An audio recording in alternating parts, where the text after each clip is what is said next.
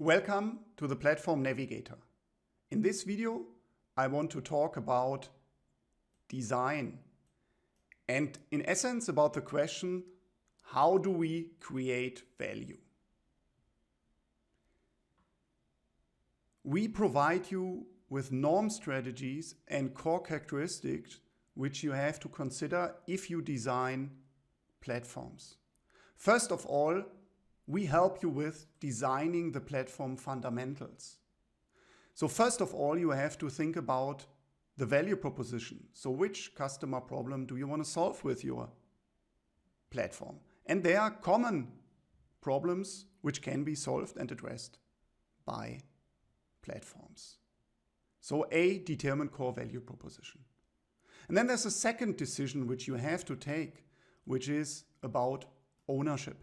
It's a very fundamental decision if you offer or drive a platform as a single owner, or this might be the case in B2B that you start with a consortium. A consortium might be necessary because the overall industry does not accept a platform which is owned by one single company. So for example, in agriculture, there are successful platforms which are built around consortia of companies. Last but not least, you also, for example, in the domain of blockchain, you might think about peer-to-peer communities owning a certain platform. So, and after you've taken these two fundamental decisions, what is my core value proposition and what is the essential form to drive the platform, to run the platform, then you have to define the operating model of your platform. And the operating model of a marketplace, of a transaction platform, is different than an operating model from an innovation platform. And hence we provide you with different strategies how to design an operating model for a transaction platform or for an innovation platform. Let's have a more close look on the patterns we provide. And if we look at the core value proposition, then we see platforms, think Amazon, which really focused on aggregating demand and supply. Amazon was the first worldwide marketplace with a huge variety of products. This enables network effects and in essence is about aggregating demand and supply. But you can also focus on generating trust. Platforms are built around trust.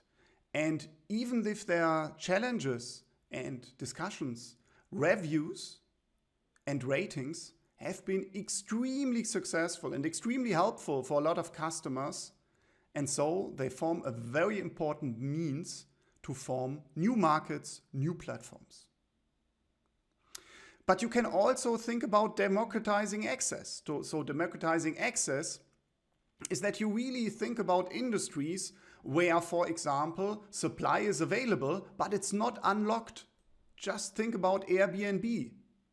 There were a lot of house owners who were willing to share their house, but it has never been done before. So unlocking latent supply.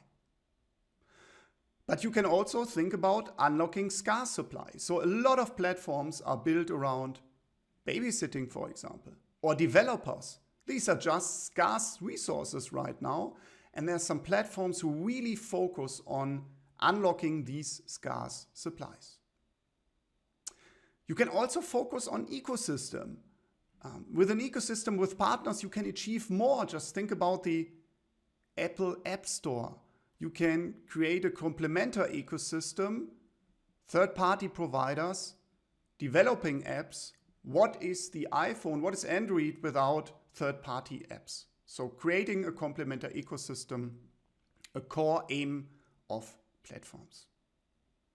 But you can also think about open up platform cores. So you can think about, I need this operating system, for example, to run my machine, but I don't have the resources to develop it my own. So you might think about joining a platform or a joint platform initiative to develop an open platform core to have an efficient and high quality basis for your product, for your ecosystem. Last but not least, you can build your core value proposition around disruptive interactions. This sounds rather abstract. What concrete patterns do we see? So first of all, you can focus on a niche. You can build an Amazon for your niche, a platform vertical. Second, you can facilitate local interactions, like Uber. Facilitating local interaction is really a challenge because you have to coordinate things in real time. You have, in the physical world, bring people together, coordinate logistics, and this is really challenging and a task of its own. Last but not least, you can focus on enabling instant experience. Just think Open Door. Open Door is a platform where you can buy houses in days instead of weeks. And this is also a new type of platform called iBuyer platforms, where you really facilitate immediate experiences, buying a house, buying a car, selling a house, very fast, instant platforms, iBuyers. So these are very fundamental core value propositions where you can work towards. A second decision which you really have to take quite early is define ownership. You have to think about, can I run this platform which I intend to build, to design and implement? Can I run this platform alone? Or do I need a consortium? Right? Specifically in B2B, you might need a consortium to get acceptance in your industry. Last but not least, peer-to-peer community is also something, specifically if you operate in the blockchain space, there a peer-to-peer community can also be the owner of a platform. If we shift over to the operating model, now it's all about getting more specific. It's all about thinking, where do I create value? To what extent do I create value? Let's look at transaction platforms and make this a little bit more specific. So transaction platform marketplaces can be asset light. And asset light means that, for example, you have a listings platform. And a listings platform, for example, like AutoScout24, in its basic version, it's just listings. You can't even pay the car over the platform. So listings platforms is really all about listing, not even payment included. If you look at a light marketplace like Airbnb, for sure you can book an apartment there, but you also pay. So light marketplace is listings plus payment. Then you can even increase your value generation, right? So now you can become asset heavy. Think about Amazon. Amazon does not only have listings, it doesn't only have payment, it also has logistics and its own warehouses on top. So it extends its value creation into the physical world. So now it's really asset heavy. It's a full stack marketplace which goes way beyond a digital platform. Last but not least, we have market makers. Market makers even go one step further. They buy products, put them on their balance sheet, and then sell them. And by putting them on their balance sheet, they really become capital intensive. Just think once again, Open Door or AutoOne, these are market makers. What is very interesting to see that we have complementary business models, which are not about platforms. So these complementary business models are not platform business models. They are often used, however, in conjunction with platform business models. So e-commerce is about trading, right? It's not about having sellers and buyers on one page. It's only about having buyers. And think about Amazon. Amazon also sells its own products, right? So it acts as a trading company and has its own shop, or acts as a seller on its own marketplace. So this is e-commerce. And then once again, think Amazon. Amazon also, with Amazon Basic, now offers its own products. So it produces products and sells them via its own platform. And this is not trading anymore, buying from a supplier and selling it, but now it's really producing and selling it via its own platform, direct to consumer. This is not a platform business model, but it's often used with platforms. That's why we are talking complementary business models here. So, transaction platforms, marketplaces. Now I want to move over to innovation platforms and their operating models. So with innovation platforms, you first of all have to think about the core platform. Do you want a closed or do you want an open platform? Think iPhone, iOS, it's closed. Think Linux, it's an open platform. Next thing you have to determine is platform distribution. Once again, think iOS. iOS is only available through Apple. It's a single home platform.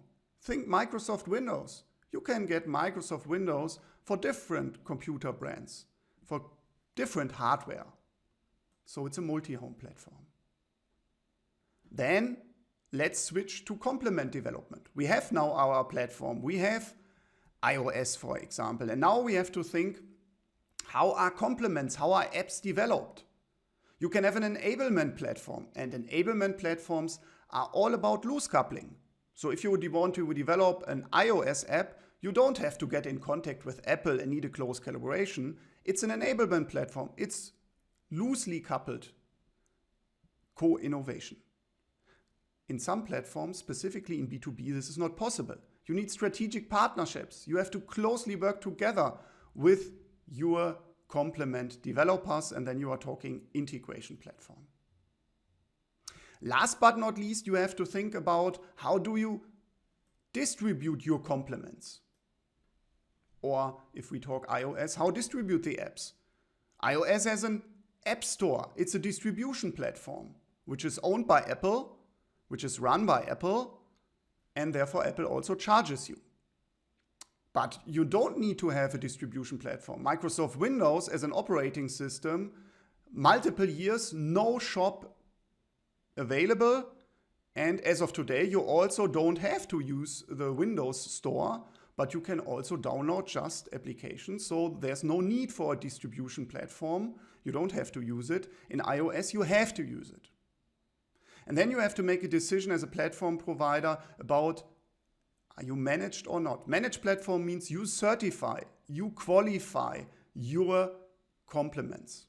In the App Store, every app gets controlled, gets checked. And this means it's a managed platform. It's not only a distribution platform, but quality is checked, so it's a managed platform. Summing up, in the design phase, you really take core decisions about your platform. You determine the value proposition, you define the ownership, and then you really go in and define the operating model of your platform.